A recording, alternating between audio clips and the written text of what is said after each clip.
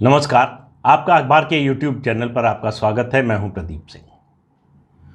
पाकिस्तान के नापाक इरादों को लेकर भारत में कभी कोई शक नहीं रहा है, लेकिन नरेंद्र मोदी के प्रधानमंत्री बनने से पहले तक, और मैं इंदिरा गांधी के दौर की बात नहीं कर रहा हूं, उसके बाद से इस बीच का जो वक्त है उसमें होता ये था कि पाकिस्तान बड़े से बड़ा हमला करे, बड़े से बड़ा काम करे, और हम चुपचाप बर्दाश्त करते थे, चेतावनी देते थे, कड़ी चेतावनी देते थे, और विश्व मंच पर ये कोशिश करते थे बताने की कि पाकिस्तान क्या गड़बड़ कर रहा है, उससे क्या परेशानी हो रही है भारत को। बस इसके बाद कुछ नहीं होता। 26 नवंबर 2008 को मुंबई पर जो हमला हुआ वो एक तरह से युद्ध की घोषणा थी। इसके बावजूद उस अटैक के, वो जो आतंकवादी हमला था, उसके बावजूद भारत ने कुछ नहीं किया। मोदी के प्रधानमंत्री बनने के बाद से 2 बार जवाब दिया जा चुका है। सर्जिकल स्ट्राइक पहली बार अंदर घुस के मारा, और फिर बालाकोट में एयर स्ट्राइक जो पहली बार हुआ। युद्ध के अलावा कभी भारत ने पाकिस्तान के अंदर अपनी एयरफोर्स को भेजकर कोई एक्शन नहीं किया। पहली बार बालाकोट में हुआ। तो ऐसा लगता है कि जो बालाकोट की वैक्सीन थी ना, उसका असर कम हो गया है और उसके बूस्टर डोज की ज़रूरत है। उसके बिना पाकिस्तान मानने वाला नहीं है। बालाकोट की जो बूस्टर डोज है वो पाकिस्तान को ये बताने के लिए ज़रूरी है, जो अभी गृह मंत्री अमित शाह ने भी इशारा किया कि इस तरह के एक्शंस और हो सकते हैं और हम माकूल जवाब देना जानते हैं। तो इन बातों से, और जिस तरह से पिछले कुछ दिनों से जम्मू कश्मीर में जो हो रहा है, जो एनकाउंटर चल रहा है, जिस तरह से आतंकवादी मारे जा रहे हैं, जिस तरह से हताशा में आतंकवादी निर्दोष लोगों को मार रहे हैं, मज़दूरों को मार रहे हैं, हिंदुओं को मार रहे हैं, गैर मुसलमानों को मार रहे हैं या गैर कश्मीरियों को मार रहे हैं, उससे उनकी हताशा का पता चलता है। लेकिन ये कहने से बात बनती नहीं। जिसके घर का कोई मरा है उससे आप कहें कि पाकिस्तान हताशा में ऐसा कर रहा है, आतंकवादी हताशा में ऐसा कर रहा है, तो उसको समझ में नहीं आती है बात। उसको ये बात समझ में आती है सिर्फ कि हमारा आदमी मारा है, उनका भी मरना चाहिए। ईंट का जवाब पत्थर से मिलना चाहिए। जो हरकत पाकिस्तान ने आतंकवादियों के जरिए की है उसका जवाब कई गुना ज़्यादा मिलना चाहिए। जो प्रधानमंत्री ने बालाकोट स्ट्राइक से पहले जो बात कही थी वो ये कि पाकिस्तान के लिए इन आतंकवादी गतिविधियों की कॉस्ट बढ़ा देनी चाहिए। तो वो कॉस्ट बढ़ाने की फिर से ज़रूरत आ गई है। अक्सर होता है, आप वैक्सीन लगाते हैं, अभी कोरोना का काल चल रहा है, बहुत से देशों में बात हो रही है 2 डोज लग चुकी है, तीसरे बूस्टर डोज की ज़रूरत है। तो आतंकवाद के मामले में तो और ज़्यादा ज़रूरत है। इसलिए ज़रूरत है कि पाकिस्तान को वही भाषा समझ में आती है, उसके अलावा उसे कोई भाषा समझ में आती नहीं है। पाकिस्तान में इस समय माहौल प्रधानमंत्री इमरान खान के खिलाफ है, सेना के खिलाफ है। जब सर्जिकल स्ट्राइक हुई, जब बालाकोट की स्ट्राइक हुई, तो आर्मी के पास जवाब देने के लिए कुछ नहीं था, पाकिस्तानी आर्मी के पास। उसके बाद से धीरे धीरे जब मामला शांत हुआ, देखिए इस बीच में क्या हुआ है, वह ये कि अफ़गानिस्तान में पाकिस्तान का इन्वॉल्वमेंट जिस तरह से बढ़ा, उसे लगा कि तालिबान का कब्जा होने वाला है, अमेरिका वहाँ से निकल रहा है, तालिबान के साथ मिलकर हम अफ़गानिस्तान में हमारी भूमिका बढ़ जाएगी। तो उसने एक चालाकी की, भारत के सामने उसने सीज़ फायर का प्रस्ताव रखा। कहा कि हमारी स्थिति बहुत आर्थिक रूप से ख़राब है, हमारे पास गोला बारूद नहीं बचा है, और उससे पहले उसने भरोसा जमे इसके लिए ये किया कि इधर से अगर 4 बार फायरिंग होती थी तो उधर से मुश्किल से 1 बार होती थी, कि यहाँ हमारे पास गोला बारूद है नहीं तो हम तो बचा रहे हैं। भारत उस झांसे में आ गया। हमेशा से 1947 से आज तक होता रहा है कि पाकिस्तान को फेस वैल्यू पे जब भी भारत ने लिया तब तब धोखा खाया है। इस बार फिर धोखा खाया। उसने इस सीज़ फायर का इस्तेमाल किया अफ़गानिस्तान में अपनी स्थिति मजबूत करने के लिए। जब वो उधर से वो निश्चिंत हो गया, तालिबान का कब्जा हो गया अफ़गानिस्तान पर, तो फिर इधर से शुरू हो गया घुसपैठ कराने की कोशिश, फायरिंग, सीमा पर, और दूसरे तरीक़ों से जो है आतंकवादियों को मदद पहुंचाना, ड्रोन के ज़रिए हथियार पहुंचाना, पैसे पहुंचाना, ड्रग्स पहुंचाना, ये सब फिर से शुरू कर दिया उसने।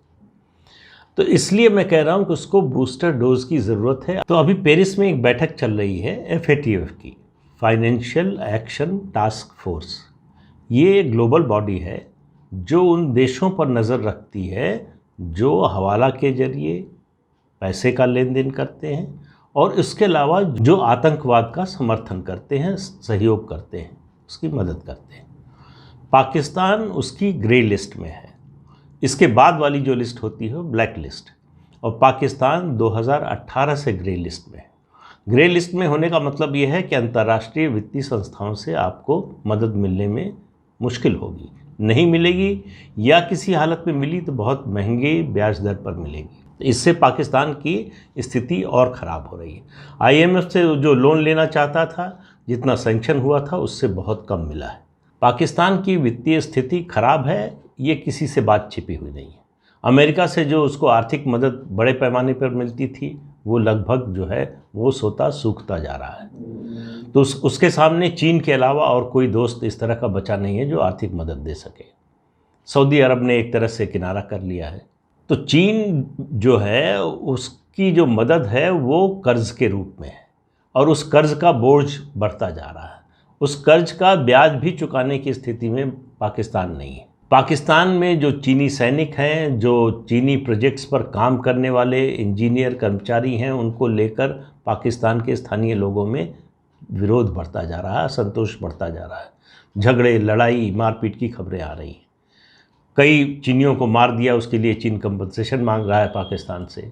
अभी हाल ही में कराची के पास मछुआरों की बोट कब्जा करने की चीनी और पाकिस्तानी सैनिकों ने कोशिश की। मछुआरों ने मिलकर दोनों को पीटा और पीटकर भगा दिया। तो पाकिस्तान में ये परिस्थितियां बन रही हैं ऐसे में। लेकिन आदमी आदत से बाज नहीं आता ना। सांप कैसा भी हो वो तो डसेगा ही, और उस सांप का इलाज एक ही होता है कि उसका विष निकाल दिया जाए, उसे दंतहीन और विषहीन बना दिया जाए। पाकिस्तान के साथ यही करने की ज़रूरत है। तो FATF की जो बैठक चल रही है वो अक्टूबर 21 तक, यानी परसों तक चलेगी। परसों शाम तक उसका नतीजा आएगा।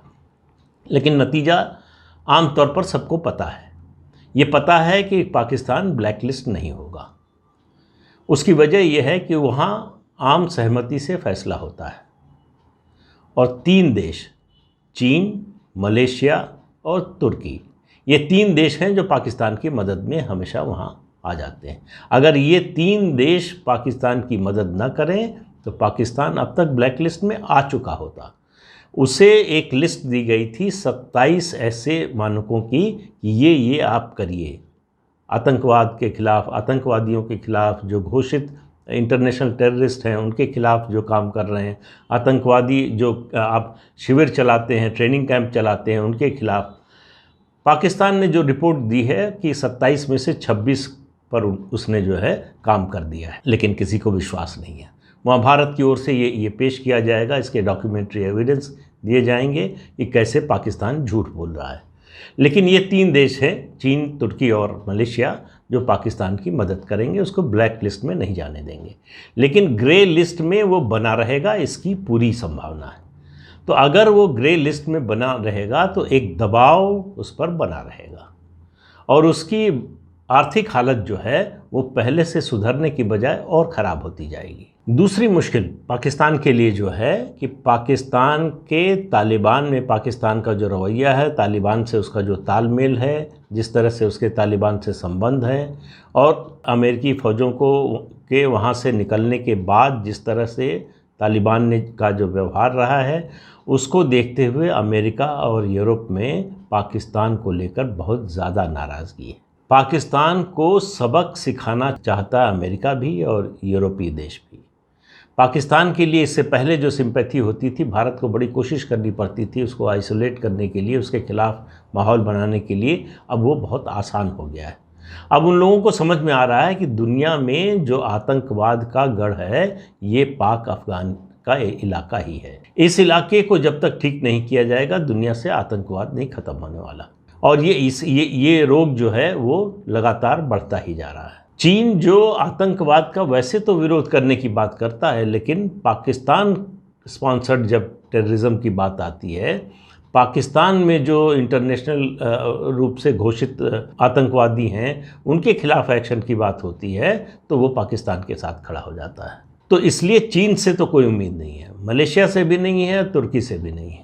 इधर कश्मीर में जो कुछ कर रहा पाकिस्तान, रक्षा विशेषज्ञों का ये कहना है कि 9 दिन तक कोई एनकाउंटर नहीं चलता। जो 9 दिन से एनकाउंटर चल रहा है उनका कहना है कि इसका मतलब कहीं ना कहीं पाकिस्तान के कमांडो भी इसमें इन्वॉल्व हैं, लेकिन बड़े पैमाने पर एक्शन हो रहा है। वो 10,000 जो पत्थरबाज थे उनकी जो सूची थी उनको फिर से खंगाला जा रहा है। उनमें से कितने के पास हथियार आ गया है, कितने वहाँ परिवार में रहकर, समाज में रहकर जो है आतंकवादी गतिविधि चला रहे हैं। इंटेलिजेंस को पुख्ता किया जा रहा है, एक्शनेबल इंटेलिजेंस मिले इसकी पूरी तैयारी हो रही है, और उसके अलावा सेना के स्तर पर भी तैयारी हो रही है। ये बातें कभी बाहर नहीं आती, ये पता नहीं चलेगा हम लोगों को कभी कि क्या तैयारी चल रही है। अगर एक्शन होना है तो कब होना है, किस तरह से होना है, वो थल सेना करेगी या वायुसेना करेगी, ये सब तो पता नहीं। लेकिन इतना निश्चित मानकर चलिए कि बालाकोट वैक्सीन की दूसरी डोज की तैयारी तो निश्चित रूप से हो रही है, क्योंकि पाकिस्तान ने जो किया है, जिस तरह की हरकत की है, जिस तरह से मज़दूरों को, गैर मुसलमानों को मारने की कोशिश की गई है, गैर कश्मीरियों को मारने की कोशिश की गई है, उसका जवाब देना तो बहुत ज़रूरी है। अपने देश में कुछ लोग हैं जिनको कहते हैं कि पाकिस्तान के पैरोकार हैं। वो इस तरह से आप कोई भी बात पाकिस्तान के ख़िलाफ़ कीजिए, उसके समर्थन में कोई ना कोई तर्क ढूंढ के ले आते हैं। बात हो रही है कि पाकिस्तान के साथ क्रिकेट मैच नहीं होना चाहिए, वर्ल्ड कप का मैच नहीं खेलना चाहिए भारतीय टीम को, तो वो तर्क ये लेकर आए कि भाई हमको पाकिस्तान ऑब्सेस्ड नहीं होना चाहिए, पाकिस्तान बहुत छोटा सा है, हम बहुत बड़े देश हैं, हमको इस तरह से नहीं सोचना चाहिए। सवाल ये नहीं है पाकिस्तान से ऑब्सेस्ड होने का, नहीं है आतंकवाद से ऑब्सेस्ड होने का। पाकिस्तान का विरोध उनकी क्रिकेट टीम के कारण नहीं हो रहा है, पाकिस्तान का विरोध आतंकवाद के कारण हो रहा है। जिस आतंकवाद को पाल पोस कर बढ़ा रहा है और दुनिया भर में फैला रहा है, सबसे ज़्यादा उसका असर भारत पर पड़ रहा है। पूरी दुनिया उससे जो है प्रभावित है। तो इसलिए ये तर्क देना कि जो है हम बड़े हैं इसलिए जो है इसको इग्नोर कर देना चाहिए, ये तर्क चलता नहीं कि हमारे जवान मारे जाते रहें, हमारे नागरिक मारे जाते रहें, निर्दोष लोग मारे जाते रहें, और हम पाकिस्तान से क्रिकेट खेलते रहें। मैंने रात में भी कल जो वीडियो बनाया था उसमें भी इस बात का जिक्र किया था कि पाकिस्तान के साथ क्रिकेट नहीं होना चाहिए। लेकिन एक बात मैं निश्चित रूप से कह सकता हूँ, पाकिस्तान के साथ क्रिकेट होगा कि नहीं होगा मुझे नहीं मालूम, भारतीय टीम मैच खेलेगी कि नहीं खेलेगी ये भी नहीं मालूम, लेकिन पाकिस्तान को माकूल जवाब बहुत जल्दी मिलने वाला है, और ये आप मान कर चलिए कि उसकी तैयारी शुरू हो चुकी है। तो आज के अंक में इतना ही, अगले अंक में फिर मिलेंगे किसी नए मुद्दे के साथ। तब तक के लिए इजाज़त दीजिए, नमस्कार।